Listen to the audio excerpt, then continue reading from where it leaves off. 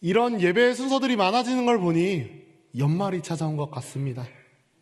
거리마다 울리는 캐롤보다도 당장 강대상 앞에 있는 이런 성탄의 장식들, 또한 우리 교회 2층 로비에도 보시면은 어제 열심히 설치하시더라고요.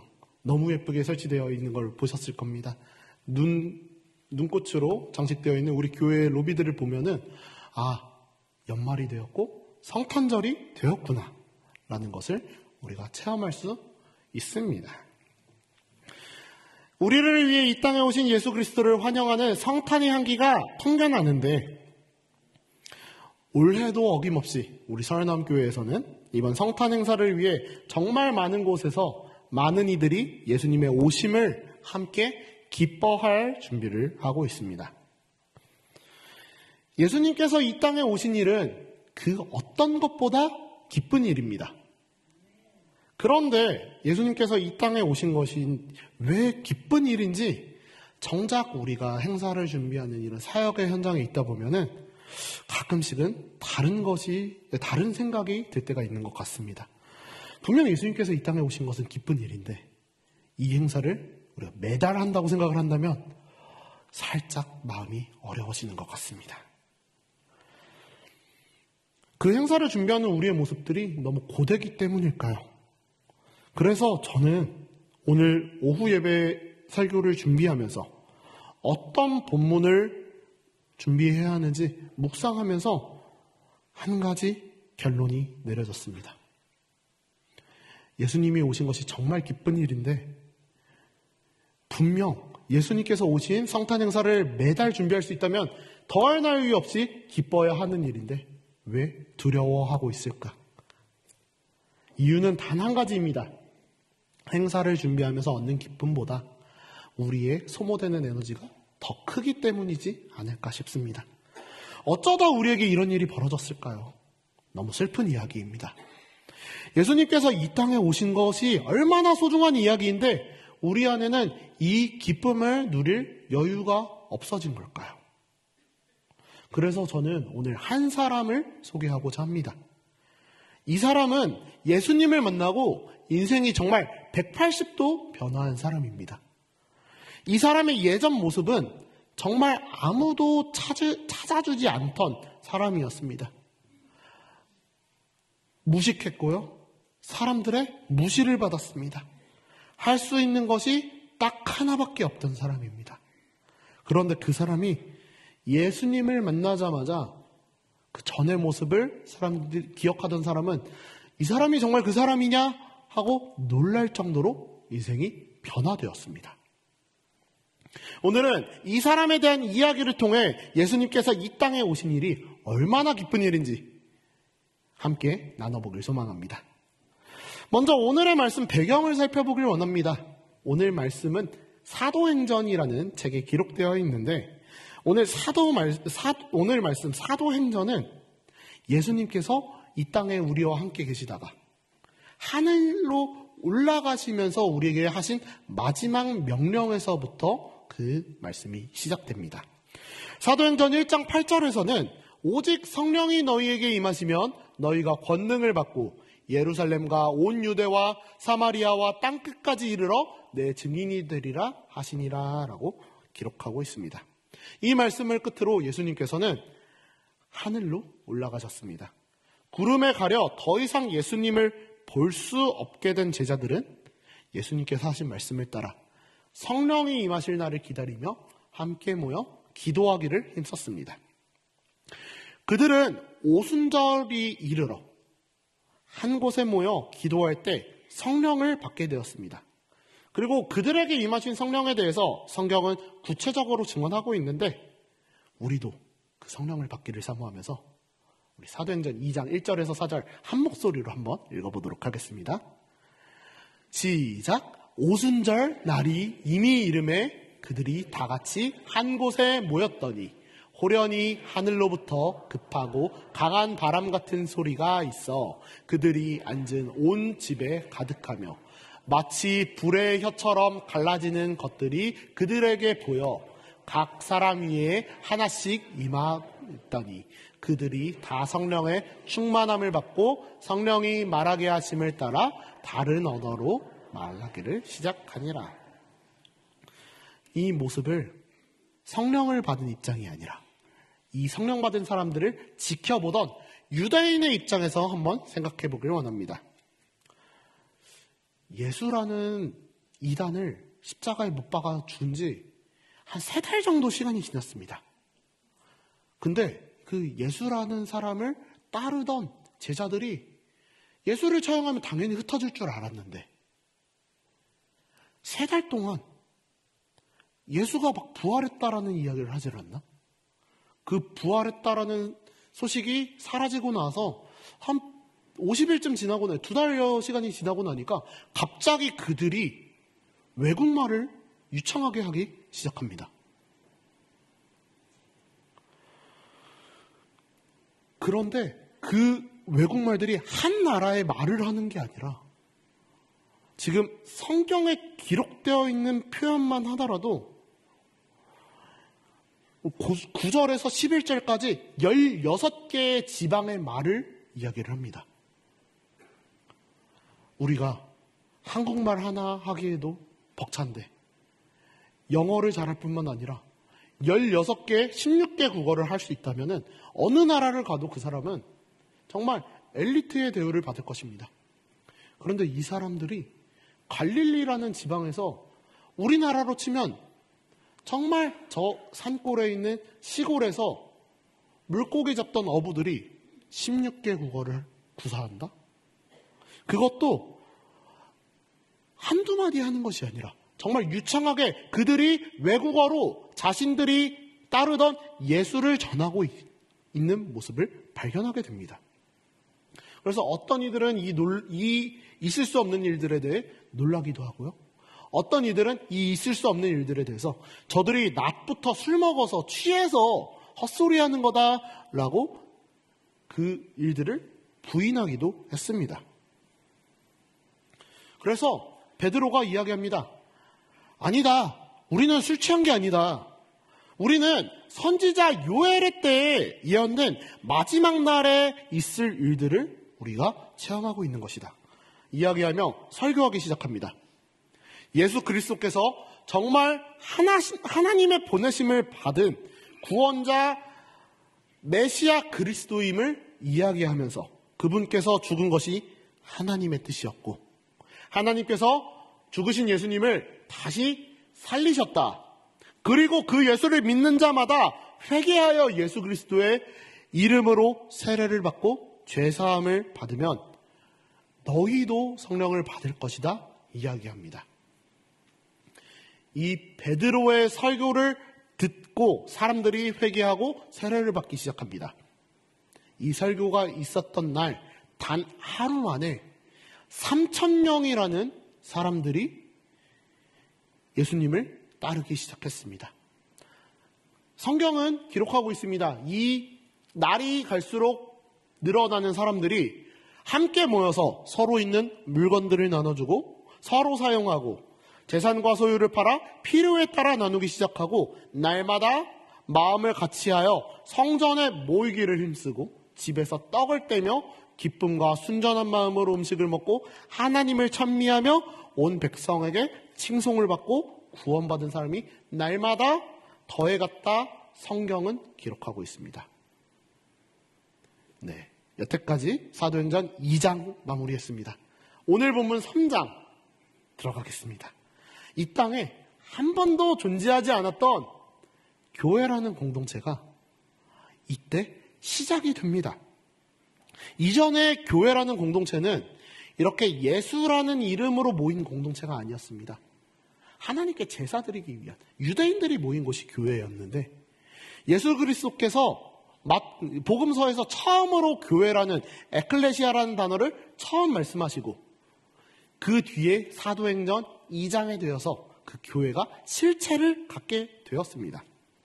오늘 본문은 이러한 배경에서 이렇게 베드로가 한 설교 다음에 베드로가 성전에 기도하러 가면서 생긴 일입니다. 평소에도 베드로와 요한은 유대인이었기 때문에 습관을 따라서 하나님께 기도하러 갔습니다. 당시 유대인들은 하루에 3번 기도했습니다. 성경의 표현에 따르면은 제3시, 제6시, 제9시라고 표현되어 있는데 우리나라 시계로 표현을 하면은 아침 9시에 하나님께 기도하고 낮 12시에 하나님께 기도하고 오후 3시에 하나님께 기도합니다. 오늘은 오후 3시에 베드로와 요한이 성전에 올라가 하나님께 기도하려고 가는데 맨날 가던 그 길에서 오늘따라 저기 구걸하고 있는 거린의 모습이 눈에 들어옵니다. 그리고 그 거린의 목소리가 베드로와 요한에게 닿았습니다. 베드로와 요한이 거린에게 이야기합니다. 우리를 보아라. 너에게 필요한 것이 무엇이냐? 거린은 이야기합니다. 돈을 달라. 나에게 먹고 살 수 있는, 나에게 음식을 살 수 있는 돈을 달라. 성경에서 구걸이라는 단어를 표현이 되는데 제가 이 부분에 저의 미약한 상상력을 조금 더해보겠습니다. 그래서 성도님들께 한번 실감나게 연기를 해볼 텐데 성도님들의 이해에 도움이 되길 원합니다. 아이고 거기 멋진 두 분 불쌍한 거지 한 번만 도와주세요. 베드로와 요한이 이야기합니다. 아이고 무슨 일이십니까? 무엇이 필요하세요? 거린이 다시 이야기합니다. 아이고 저는 오늘 밥 먹을 수 있는 밥값만 조금 주시면 됩니다. 한 푼만 주십시오. 이때 구걸하는 거린은 어떤 생각이었을까요? 아, 오늘은 밥 먹을 수 있겠다. 점심은 지났으니까 지금 오후 3시니까 이따가 저녁밥은 먹을 수 있겠다.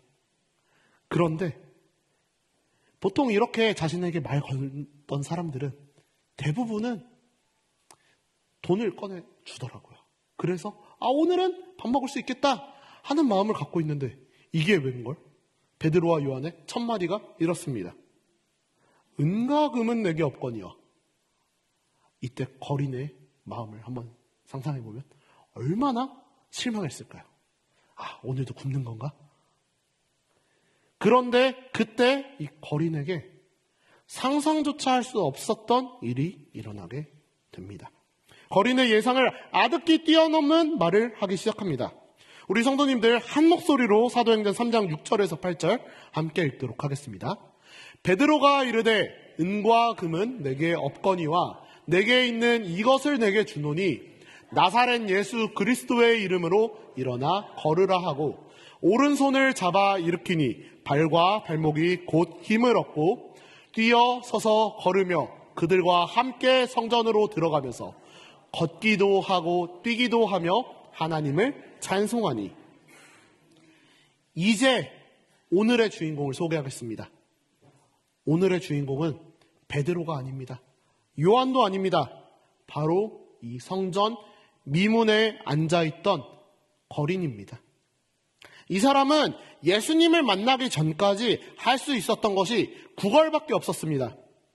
베드로와 요한이 관심을 갖고 다가올 때도 이 사람의 관심사는 오직 돈뿐이었습니다. 그것도 오늘 저녁을 먹을 수 있는 조금 약간의 돈. 더 이상 자신이 더 좋아질 수 있는 환경이라고 전혀 기대하지 않았고 그저 오늘 하루를 살아갈 식량을 살 돈을 구하는 것 외에는 아무 관심이 없었습니다. 그런데 그랬던 그가 이제 예수님을 만납니다. 예수님을 만나고 발과 발목에 힘을 얻게 됩니다. 혼자서 걷지도 못해서 성전 미문에 다른 사람이 업어서 데려주던 이전의 삶과 전혀 다른 삶을 살아갈 수 있게 된 것입니다. 발과 발목에 힘이 들어간 그는 걷기도 하고 뛰기도 하며 하나님을 찬송하게 됩니다. 예전엔 없었던 찬송으로 하나님을 찬양하게 됩니다. 왜냐하면 적어도 이 거린의 인생 가운데서는 이런 감사한 마음으로 하나님을 찬송해 본 적이 없었을 것입니다. 왜냐하면 예수님을 만나고 이전에 없었던 일을 겪게 됐기 때문입니다. 예수님을 만나고 인생이 바뀐 이 사람을 보고 난 다른 사람들의 평가가 이어서 9절, 10절에 등장하게 됩니다. 제가 읽도록 하겠습니다. 모든 백성이 그 걷는 것과 하나님을 찬송함을 보고 그가 본래 성전 미문에 앉아 구걸하던 사람인 줄 알고 그에게 일어난 일로 인하여 심히 놀라게 여기며 놀라니라. 얼마나 놀랐으면 놀라게 여기며 놀랐을까요? 강조가 3번 등장합니다. 예수 그리스도를 만나고 일어난 일은 정말 이 3번을 강조해도 모자랄 일들입니다. 예수님을 만나기 전까지는 있었던 적도 없었고 앞으로 있을지도 모르는 일들이 예수님을 만나는 순간 그의 인생을 180도 다른 방향으로 변화시켜 놓습니다. 이 일이 있고 나서 베드로와 요한은 솔로몬의 행각에 앉아 다시 하나님의 말씀을 전합니다.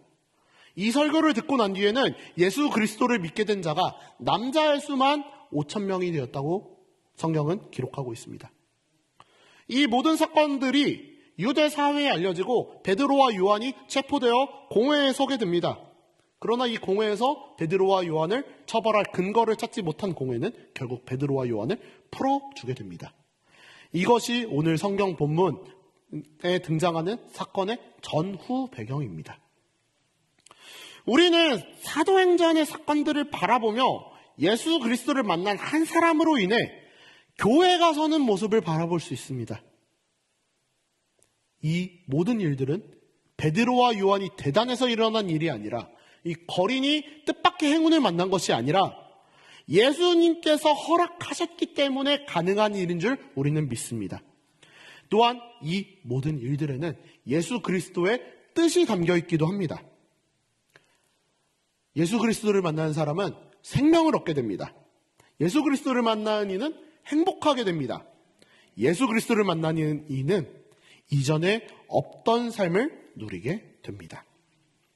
이것은 성경에서도 증언하고 있는 일이며 우리 삶에서도 이미 이 자리에 앉아 계신 우리 성도님 모두가 이미 겪으신 일들입니다. 또한 지금도 우리 교회에 등록하시며 새로 예수님을 만나시는 분들이 겪고 계시는 일들입니다. 그런데 왜 우리에게는 이 예수님께서 우리를 찾아오셨다라는 성탄이 기쁘지 않은 말이 되었을까요? 우리가 처음 만난 예수님, 그 예수님을 우리 안에서 잃어버렸기 때문이 아닐까요? 우리는 우리 인생의 많은 기간을 교회를 다녔습니다. 베드로와 요한도 유대인이었기 때문에 계속해서 성전에 가서 기도했습니다. 매일같이 가는 길인데 이날만 있었던 일이 아닌데도 매일 하루 3번 하나님께 기도하러 가는 그 길에서 이 거린이 하루만 구걸했을까요? 그 거린은 매일매일 구걸을 했습니다. 그런데 예수님께서 함께 하시는 순간 베드로와 요한의 눈에 그 거린이 들어오게 되었고 거린의 구걸 소리가 베드로와 요한의 귀에 들리게 되었고 예수님께서 만나주시는 순간 그 거린에게 이전에 없었던 일들이 일어나 발과 발목에 힘을 얻게 되었습니다. 이 모든 것이 예수님께서 하신 일입니다. 사랑하는 성도 여러분, 우리가 예수님을 만나게 된 것은 모두 예수님께서 하신 일입니다. 우리가 매일같이 이 예배당 성전에 나왔음에도 불구하고 우리가 열심히 주일마다 교회에 나와 주님을 섬겼음에도 불구하고 베드로와 요한의 눈에 거린이 보이지 않았던 것처럼 우리의 눈에 예수님이 보이지 않았을 수도 있습니다. 그리고 예수님이 보이지 않았기 때문에 우리는 계속해서 지쳐왔습니다. 그렇게 된 나날들이 지속되어 우리에게 성탄이 기쁜 소식이 아니게 되었습니다.